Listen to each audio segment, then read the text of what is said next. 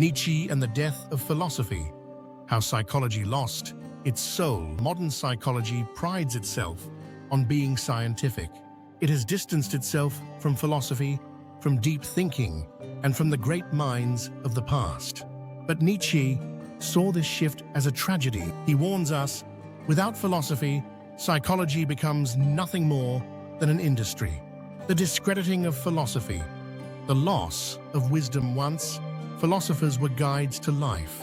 Their words shaped culture, ethics, and personal transformation. Their way of living was just as important as their ideas.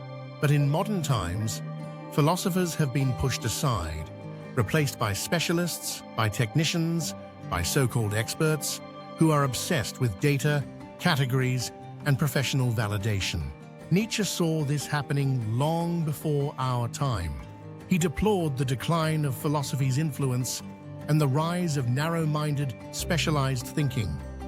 Full of self-glorification and presumption, these scientists and psychologists are only specialists and nook-dwellers, industrious workers with no vision, prosaic, colorblind utility men. Beyond good and evil is 204. In other words, 1. They are not thinkers, they are technicians. 2. They are not visionaries, they are data processors. 3. They are not seekers of truth, they are careerists, publishing meaningless papers to stay relevant. Psychology's neglect of Nietzsche, ignoring the radical mind. One of the greatest ironies of modern psychology is that it ignores Nietzsche, even though he was one of the sharpest psychological thinkers of all time. He predicted so many modern psychological ideas. 1. Cognitive psychology, how language shapes thought. 2. The psychology of morality, how values are conditioned by society. 3. Multiplicity of the self, how we are not one I, but many competing drives. And yet, psychology does not recognize him, because his work does not fit neatly into the categories of modern science. Nietzsche's psychology cannot be measured, cannot be standardized, cannot be turned into therapy manuals. And so modern psychologists discard him. But this is not just about Nietzsche.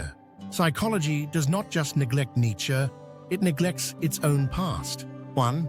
It forgets the psychologists who wrote just a few decades ago. 2. It dismisses any thinker who does not fit the current scientific trends. 3. It worships novelty, believing that the latest research must be superior to all that came before. But Nietzsche would argue, new does not mean better, measured does not mean meaningful. Science without philosophy is not wisdom, it is blindness, the decline of depth. When psychology becomes an industry, psychology today is not about wisdom.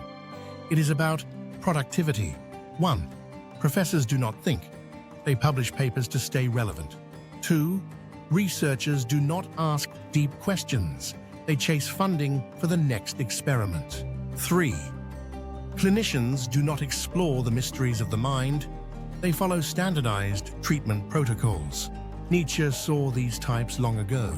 He called them colorblind utility men, people who only care about efficiency, practicality, and career advancement, but who lack vision, depth, and philosophical courage.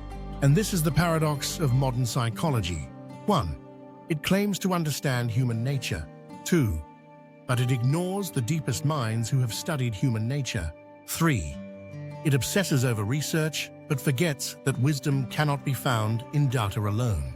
Nietzsche's alternative, a psychology rooted in philosophy. Nietzsche would not reject psychology altogether, but he would demand that it return to its roots.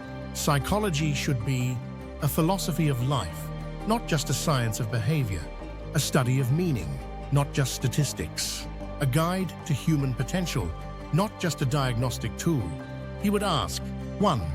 Does your psychology make you stronger? 2. Does it challenge you, push you, awaken you? 3. Or does it merely categorize you, pacify you, and make you more predictable? A psychology without philosophy is soulless. A science without deep thinking is blind. Nietzsche challenges us. Do you want to be a technician of the mind, or do you want to be a philosopher of life? Because the difference is everything.